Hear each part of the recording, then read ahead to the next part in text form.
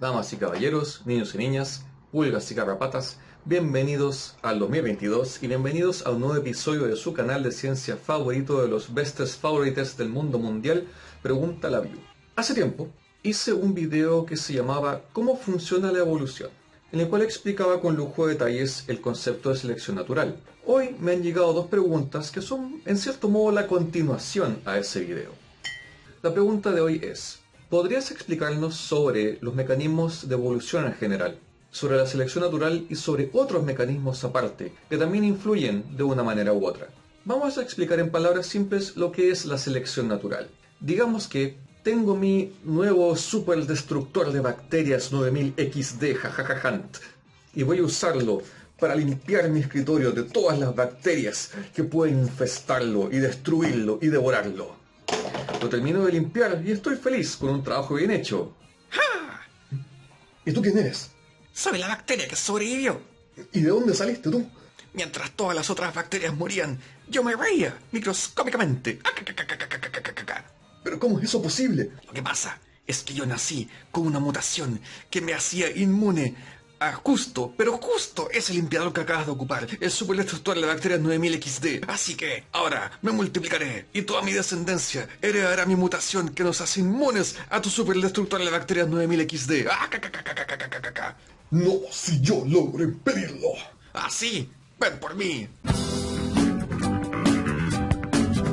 Y así, en palabras simples, es como funciona la evolución por selección natural. Todos aquellos que nacen justo con aquella o aquellas pequeñas características que le pueden dar, aunque sea una pequeña ventaja en el escenario que está pasando en ese momento, son los destinados para sobrevivir y traspasarle esa pequeña mutación a su descendencia. En otras palabras, sí, hay un cierto factor azar en todo esto, pero también está el factor de la selección natural. Porque tal vez si hubiera ocupado otro limpiador diferente, tal vez otra bacteria muy diferente habría sobrevivido, y no la que ustedes vieron huir recién de meditación. Así que pasando a la otra parte de la pregunta. Últimamente, en las últimas décadas, se ha estado debatiendo bastante si es que la selección natural es el único factor que mueve a la evolución, o si además podría haber otros factores, tanto internos como externos. Todos esos otros factores se agrupan en un concepto llamado epigenética, es decir, todas esas otras cosas que pueden influir en nuestros genes para crear cambios en una o varias especies a lo largo del tiempo. El factor más obvio y conocido de estos factores epigenéticos es, por supuesto, la selección sexual.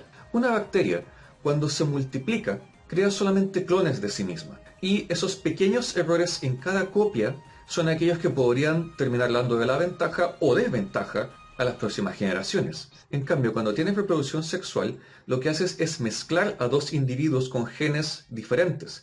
Con esto, haciendo que la descendencia tenga un poco de lo mejor de cada uno, y así aceleras el proceso de variación genética y con ello aceleras la evolución. Es decir, si quieres pasar los diferentes filtros de la selección natural, un grupo con muchos individuos distintos siempre va a tener más posibilidades que un grupo de clones todos iguales. Para acelerar más la evolución, que ya es acelerada por la reproducción sexual, existe la selección sexual. Esto es, cuando uno de los dos individuos de la especie, normalmente la hembra, selecciona a lo mejor de lo mejor para reproducirse con el otro individuo. Normalmente va a elegir a los más fuertes, a los más sanos, a los más rápidos, a los más versátiles, tal vez a los más inteligentes. ¿Qué factores va a escoger? Dependen de la especie y de cuáles han sido los factores que históricamente le han ayudado a esa especie a ser cada vez mejor. Otro factor epigenético totalmente externo es la deriva genética. La deriva genética es el caso en que una población, por el motivo que sea, termina siendo reducida a un puñado de individuos, los cuales deben recomenzar a repoblar la especie con lo que tienen. Un caso de deriva genética puede ser el efecto fundador, que es cuando un pequeño grupo o una especie decide irse a colonizar un lugar nuevo y partirles de allí desde cero, con los pocos miembros que hayan llegado.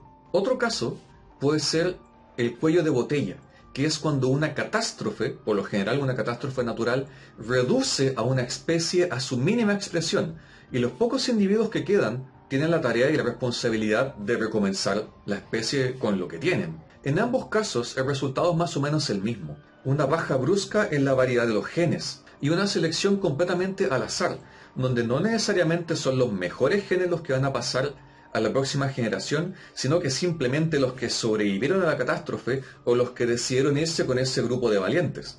De hecho, muchos paleontólogos están 90% seguros de que nuestra especie humana en algún momento de su historia pasó por un cuello de botella. ¿Por qué?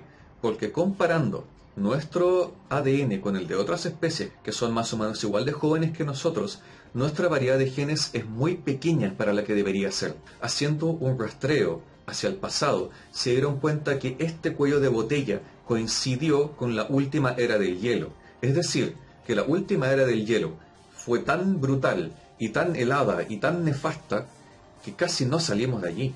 Se teoriza que el motivo por el que nuestra especie sobrevivió a la última era del hielo es porque tuvimos la brillante idea de acercarnos a la costa y comenzar a pescar nuestro alimento. Y gracias a eso pudo no solamente sobrevivir a la era del hielo, sino que también pudo ganarle la competencia a otras especies homínidas, como el neandertal o el denisovano.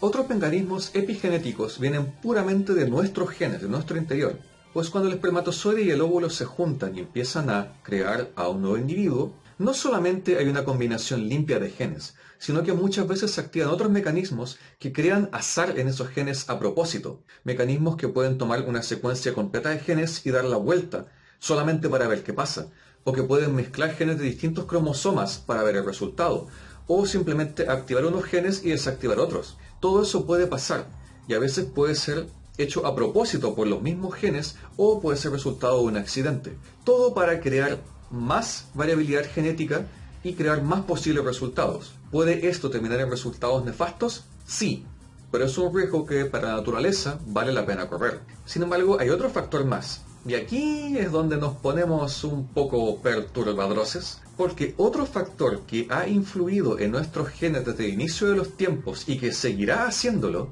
son los virus.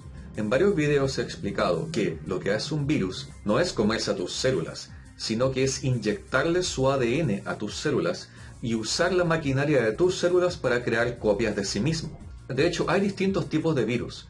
Existen virus llamados retrovirus, como por ejemplo el VIH, que lo que hace es inyectar su ADN en tus células y el ADN se mezcla con el ADN tuyo y se queda ahí durmiendo durante mucho tiempo, hasta que decide que es el momento apto para comenzar a clonarse y comienza a crear copias de sí mismo desde dentro. Sin embargo, han habido muchos casos en la historia de la vida en que ese ADN viral que se mezcla con el tuyo se queda ahí durmiendo para siempre y se adapta a vivir allí y se vuelve como una especie de simbiótico / parásito, lo cual hace que las próximas generaciones de la especie que tenga ese ADN nazcan con parte de ese ADN viral en su cuerpo. Se estima, de hecho, que hay un gran porcentaje de ADN humano que no es humano, sino que es de muchos virus de distintas especies que han entrado a nosotros a lo largo de la historia y que se han quedado allí para siempre.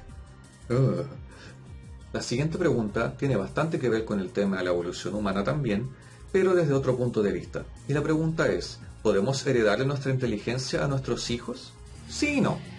Si tú estudias y te devoras todos los libros que puedes, tu hijo no va a nacer con los conocimientos de ese libro. Lo que sí va a pasar es que tu hijo va a nacer con la misma cantidad de neuronas que tú y tu pareja tengan. Ahora, ¿cuál es el secreto aquí? Todos los seres humanos nacemos más o menos con la misma cantidad de neuronas. Sin embargo, esa cantidad de neuronas sigue siendo un lienzo en blanco, pues lo que realmente decide qué tan hábiles somos como seres humanos es la cantidad de conexiones que hay entre neuronas. Entonces, ¿cómo es que logramos que nuestro cerebro o nuestros hijos tenga más conexiones de neuronas entre sí?